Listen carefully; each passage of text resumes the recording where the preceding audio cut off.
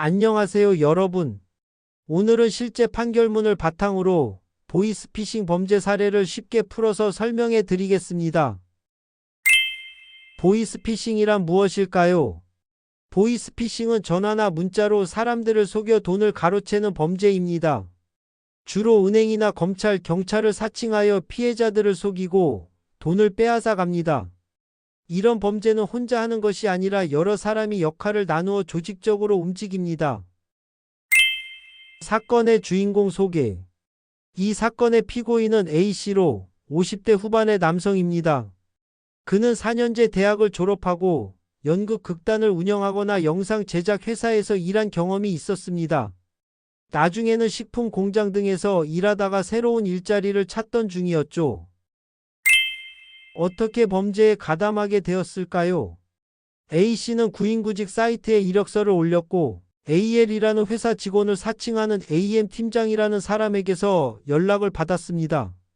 처음에는 부동산 사진을 찍는 일처럼 정상적인 업무를 맡았습니다. 하지만 얼마 지나지 않아 제2금융권에서 대출받은 사람들의 상환금을 현금으로 받아 전달하는 일로 업무가 바뀌었습니다. 보이스피싱 조직은 어떻게 운영될까요? 보이스피싱 조직은 매우 체계적으로 운영됩니다. 범행 전체를 총괄하는 총책, 조직원들을 관리하는 관리책, 피해자에게 전화를 걸어 속이는 유인책 또는 콜센터, 그리고 피해자로부터 돈을 직접 받아오는 현금수거책 등으로 나뉩니다. 이들은 서로의 신분을 모르게 점조직 형태로 운영되어 검거되기 어렵게 만듭니다. A씨는 이중 현금수거책 역할을 맡았습니다. 어떤 범죄가 저질러졌을까요? 보이스피싱 조직원들은 피해자들에게 전화를 걸어 은행이나 카드회사 직원을 사칭했습니다. 저금리로 대출을 해주겠다고 유혹한 뒤 기존 대출이 있는데 새로운 대출을 신청하는 것은 계약 위반이니 현금으로 상환해야 한다는 식으로 속였습니다. A씨는 여러 건의 범행에 가담했습니다. 그중 하나는 피해자 B씨에게 2,750만 원을 받으려다 미수에 그친 사건입니다. 다행히 B씨는 보이스피싱임을 눈치채고 경찰에 신고한 뒤 가짜 돈뭉치를 만들어 A씨에게 건넸고 이 과정에서 A씨는 경찰에 검거되었습니다. 하지만 다른 사건들에서는 실제 피해가 발생했습니다. 피해자 F씨로부터 1,616만 7천 원을, M씨로부터 1,130만 원을, P씨로부터 여러 차례에 걸쳐 총 7,558만 원을, X씨로부터 1천만 원을, H씨로부터 900만 원을 편취했습니다. 전체 피해액은 1억 2,187만 7천 원에 이릅니다. A씨의 주장과 법원의 판단.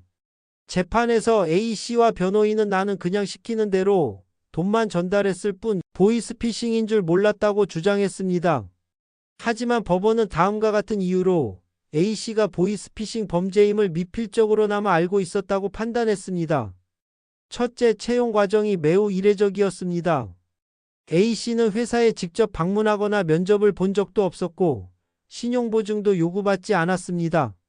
모든 지시는 전화나 텔레그램으로만 이루어졌습니다. 둘째, 업무 내용이 수상했습니다. 하루에 수백만 원에서 수천만 원에 이르는 현금을 지급받아 매번 다른 사람들에게 전달하는 일이었고 심지어 지하철 보관함에 돈을 넣으라는 지시도 받았습니다. A씨 스스로도 사고라도 나면 어쩌죠? 라고 불안해했습니다. 셋째, 수당을 받는 방식도 이상했습니다. 대출 상환금에서 자신의 수당을 제외한다는 것 자체가 합리적이지 않았고 한 건당 7에서 8만 원, 하루에 최대 18만 원까지 받는 과도한 보수였습니다. 넷째, A씨의 나이와 사회 경험을 고려할 때 이런 이상한 점들을 충분히 의심할 수 있었을 것입니다. 그럼에도 자신의 이익을 위해 의심스러운 상황을 외면하고 범행에 가담했다고 보았습니다. 국민참여재판과 판결. 이 사건은 국민참여재판으로 진행되었습니다. 7명의 배심원 모두가 만장일치로 유죄를 선고했습니다. 양형에 관해서는 징역 1년 6개월이 3명, 징역 2년이 3명, 징역 2년 6개월이 1명의 의견이 나왔습니다. 법원은 최종적으로 A씨에게 징역 2년을 선고했습니다. 양형 이유와 소송 비용. 법원이 형량을 정하는데 고려한 불리한 정상으로는 보이스피싱 범죄의 사회적 해악이 크다는 점, A씨가 실행행위를 직접 담당했다는 점, 6명의 피해자에게 큰 피해를 입혔다는 점 등이 있습니다. 반면 유리한 정상으로는 A씨가 보이스피싱 조직에 이용된 측면이 있다는 점, 그가 얻은 수익이 전체 피해액에 비해 상대적으로 적다는 점, 벌금형을 초과하는 전과가 없다는 점, 그리고 한 피해자와 600만 원에 합의한 점 등이 고려되었습니다. 소송 비용에 관해서는 판결문에 특별한 언급이 없습니다. 일반적으로 형사사건에서는 피고인이 유죄로 판결을 받더라도 별도로 소송 비용을 부담시키는 명령이 없으면 국가에서 부담하게 됩니다. 따라서 이 사건에서도 소송 비용은 국가가 부담하는 것으로 볼 수 있습니다. 교훈. 이 사건은 우리에게 중요한 교훈을 줍니다. 구직 활동 중에 너무 좋은 조건의 일자리가 있다면 의심해 볼 필요가 있습니다. 특히 현금을 다루는 업무라면 더욱 주의해야 합니다. 정상적인 회사라면 면접을 보고 신원을 확인하는 과정을 거치기 마련입니다. 또한 조금이라도 의심스러운 상황이 있다면 즉시 중단하고 경찰에 신고하는 것이 좋습니다. 자신도 모르는 사이에 범죄에 가담하게 되면 몰랐다는 변명이 통하지 않을 수 있다는 점을 기억해야 합니다. 오늘 판결 설명은 여기까지입니다. 시청해 주셔서 감사합니다.